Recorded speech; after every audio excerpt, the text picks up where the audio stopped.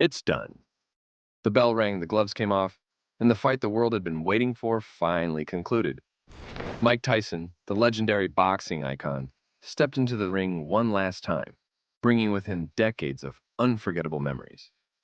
While the result wasn't a victory, Tyson's presence alone ignited nostalgia for millions of fans worldwide. However, the reactions following this highly anticipated bout have been as diverse as the personalities sharing them. Let's start with the most unexpected and perhaps harshest reaction, courtesy of Terrence Crawford. The boxing champion didn't hold back, tweeting, "I love Mike Tyson, but they're giving him too much credit. He looked like trash. To train that long and only throw 97 punches, the whole fight is crazy. I'm just glad he didn't get hurt out there." Really, Terrence? Did we forget Tyson is 58 years old? Maybe let's keep in mind that you're 30, fighting at your peak, and managed to fight, what, once a year? But sure, let's critique a man in his late 50s for stepping into the ring and giving the fans a show. On a lighter note, Jake Paul, Tyson's opponent for the night, shared a surprisingly sentimental take post-fight. Paul claimed he made the conscious decision not to knock Tyson out, stating, "I didn't want to hurt someone that didn't need to be hurt." At any point, did you start to take your foot off the gas just a little bit because you noticed he was tiring out? Yeah, definitely. Definitely a bit. I wanted to give the fans a show, but I didn't want to hurt someone that didn't need to be hurt. Piers Morgan, never one to stay quiet on major events, had his own glowing review of Tyson's performance. Prime Mike Tyson would have destroyed Jake Paul in 90 seconds. A 58-year-old Tyson went 8 rounds against a much fitter and very capable boxer half his age.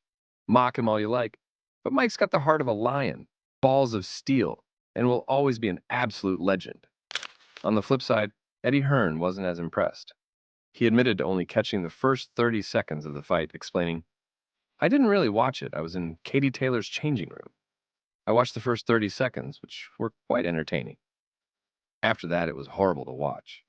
Mike came out like a raging bull, but after that, he was gassed. Mike's a legend, and he showed a load of heart, but you just don't need to see it. The fight, while not delivering a classic Tyson performance, brought a wave of nostalgia and admiration for the boxing legend. However, it also ignited heated exchanges in the boxing world, with Jake Paul and Gervonta Davis taking center stage in a fiery back and forth. Gervonta Davis, never one to hold back, labeled Jake Paul a bozo for his performance and accused him of failing to capitalize on the fight's momentum. While fans of both fighters debated the validity of this criticism, Davis wasn't done. He followed up with a heartfelt tribute to Mike Tyson on his Instagram, celebrating the legend's enduring legacy. Yet his admiration for Tyson didn't temper his disdain for Paul. Shortly after, Davis doubled down, vowing to beat the brakes off Paul when the opportunity arises. His declaration turned social media into a battlefield as supporters of both camps took sides, amplifying the tension. Jake Paul, however, didn't take Davis's threats lying down.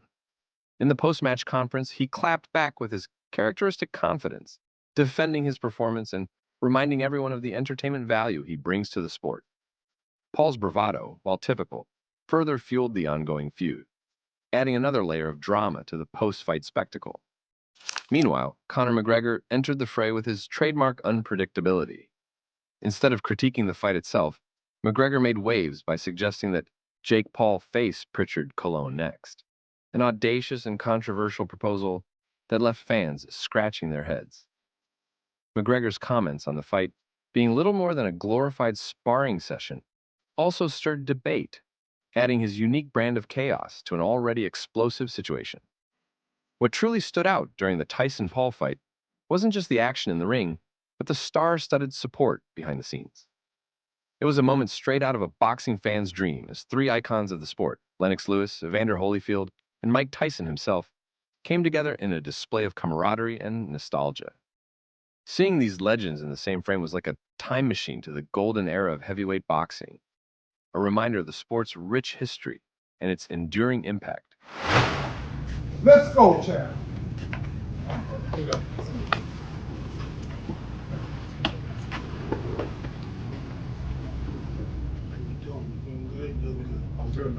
Happy birthday. Well, thank you. All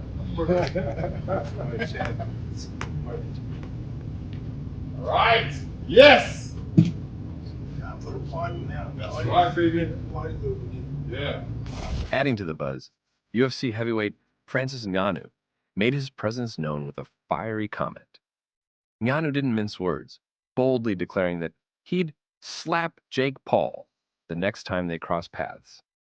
The statement, while entertaining, only added to the drama swirling around Paul, who seems to attract controversy wherever he goes. However, things took a wild turn outside the ring as fans processed the night's events. Funny Mike, a popular internet personality, went full meltdown mode after watching the fight, so much so that he completely obliterated his TV in frustration. Whether it was Jake Paul's performance or Tyson's restraint in the ring that set him off, the destruction of the television became a viral moment in its own right, symbolizing the polarized reactions to the event.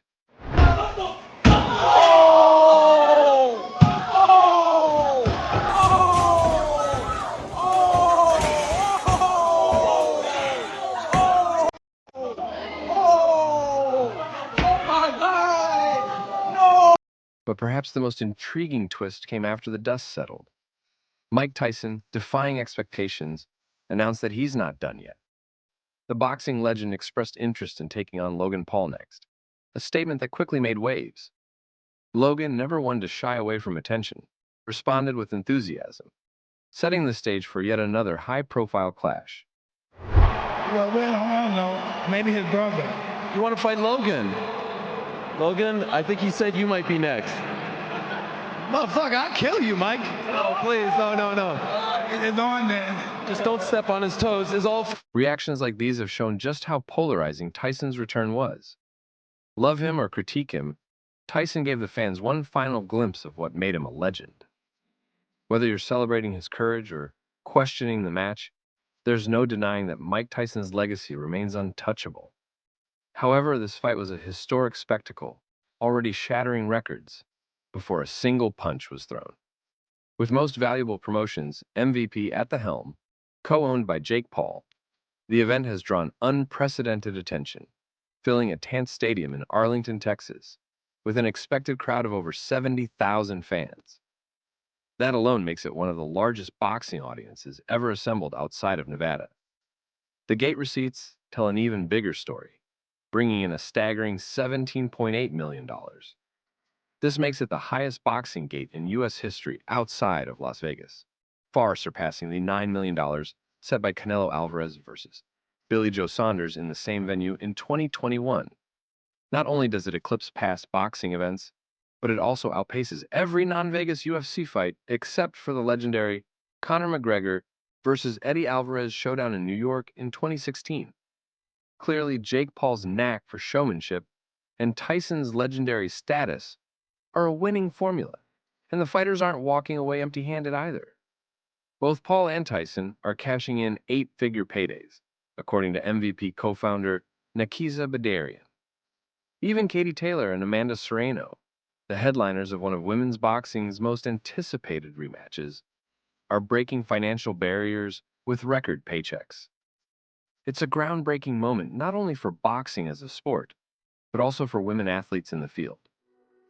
Adding to the spectacle, the fight aired on Netflix at no additional cost to its 283 million subscribers globally. By ditching the traditional pay-per-view model, the event tested the waters for streaming platforms in live sports. With Netflix reaching over 190 countries, the match became one of the most watched boxing events ever, far beyond the confines of physical attendance. Tickets for the showdown were hot commodities, ranging from $58 to a whopping $1,500 on StubHub. Meanwhile, MVP's exclusive $2 million VIP ringside packages, which included a high-end experience, had already sold out, showcasing the sheer hype surrounding the event. While it didn't topple the all-time gate record of $72 million set by Mayweather versus Pacquiao in 2015, the fight's massive numbers were undeniable proof of its cultural and financial impact. Jake Paul summed it up perfectly, saying, "Numbers don't lie." This wasn't just a fight. It was a statement that boxing's new era, driven by influencers and entertainment, had arrived. What are your thoughts? Let us know in the comments below.